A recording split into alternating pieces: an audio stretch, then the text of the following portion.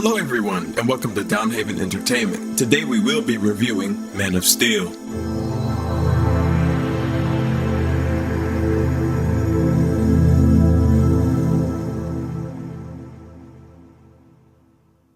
The time is finally here for the Man of Steel to shine in all his glory. Forget Superman Returns, this is a reboot. Oh man, Warner Brothers has been teasing this and teasing us with this movie. The trailers were perfect, especially the Nokia trailer playing General Zod's music. And once again, Hans Zimmer outdoes himself with the score. They've been really hyping this movie to death like they have some masterpiece on their side. Everything was amazing, and it looked like we got a Superman that actually fights in the movie, not scared to throw a punch to the punks who need it. Because as I remember in Superman Returns, I don't think he even threw a punch. And the villain in this movie, oh man, General Zod looked promising. So how did the movie fare out? Well, let's get into the movie. The movie was directed by Zack Snyder, who as a director I really like, but at times I tend to get annoyed with him, mainly because of his use with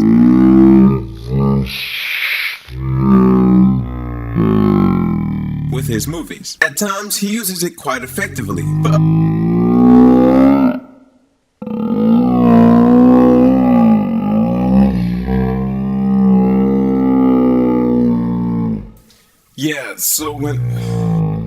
But other times it just goes on for too long and it starts to lose its spectacle and art form. Other than that, I think he's a very good director that should stay away from writing, much like Shyamalan. So when they announced he was directing Man of Steel, I thought it was an interesting choice. He's a very interesting and visual director, so naturally I was pumped. I was like, it's pretty cool to see him direct Superman. I mean, he's no stranger to directing comic book movies that are successful, and he did a good job in this movie in my opinion. One factor I noticed that was missing was the slow motion. In fact, things were way more faster than Zack Snyder's original style. Zack Snyder, superb job. Henry Cavill as Kal-El / Clark Kent / Superman / Joe, who did a fantastic job as Kal-El. He was a believable Superman in this cinematic universe, and freaking buff. I mean, I don't know if they digitally enhanced that muscle tone, but man, you can cut rock off his pecs. I mean, might as well call him Man of Diamond. Okay, I'm gonna stop talking about his body now. He did a very convincing job of playing a man who was trying to find himself, who was unsure and scared, even though he's like freaking Zeus, to the guy who does find himself and knows what to do and became more like the Superman we all recognize. Henry Cavill,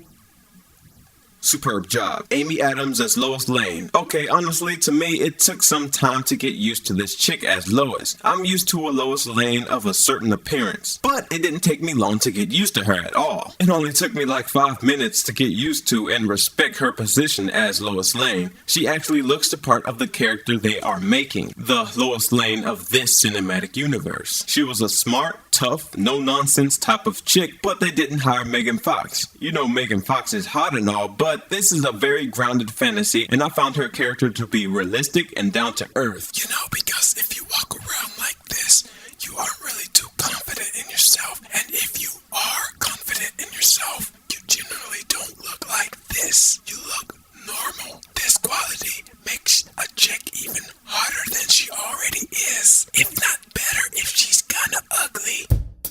The more you know. Who can take control if she has to. She wasn't the damsel in distress. She actually wanted to and did help, and I loved her character. Superb job. Shannon as General Zod. Yes, this guy was awesome. This guy is naturally tall, he has a very intimidating look to him, and is a pretty talented actor. His voice just commands your attention. He has presence rather than charisma, and that's important because he plays a general. You need someone who can fit the bill. There was a scene when Zod is talking to Superman, telling him what is in store for the future, and the way he delivers the lines showed me without spelling it out that he does not hate Superman or that it's a personal vendetta, but rather he means business and is a warrior, and if you get in his way, he will kill you. This guy was just perfect to me. Superb job.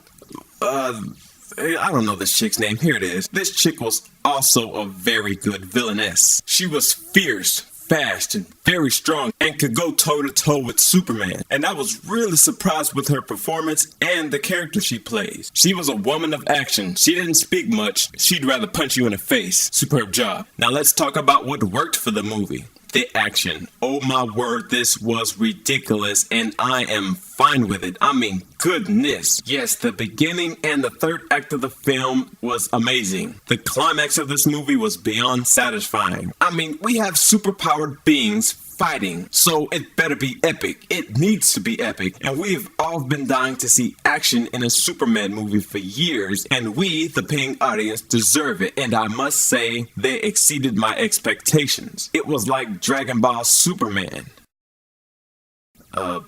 Dragon Ball Superman? The climax had me in tears of joy beyond satisfaction.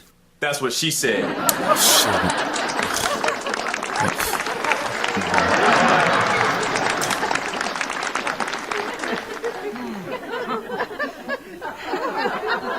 Superb job. Kal-El and General Zod specifically. Superman was a likable, humble, strong character, but he wasn't a punk like in Superman Returns. He's gonna let you know what's up. He's gonna punch you in the face if you mess with his home world. The Superman would literally break you.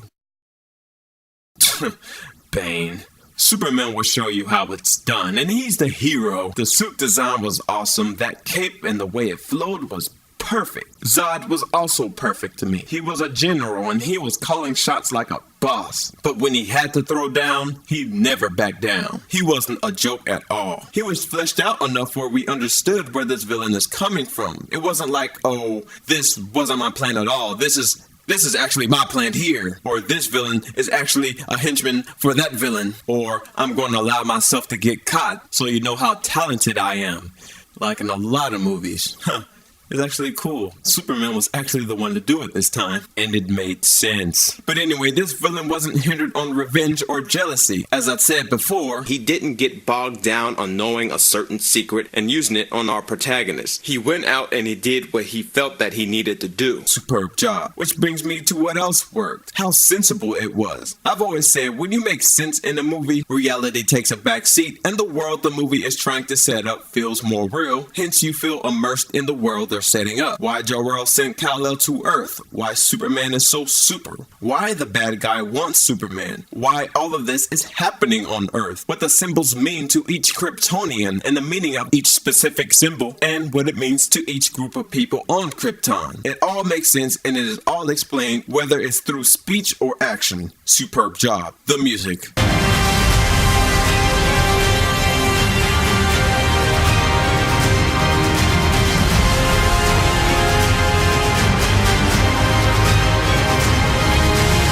Yeah, what can I say? Hans Zimmer, you are the Orpheus of this reality. Orifice? No, Orpheus. The Greek.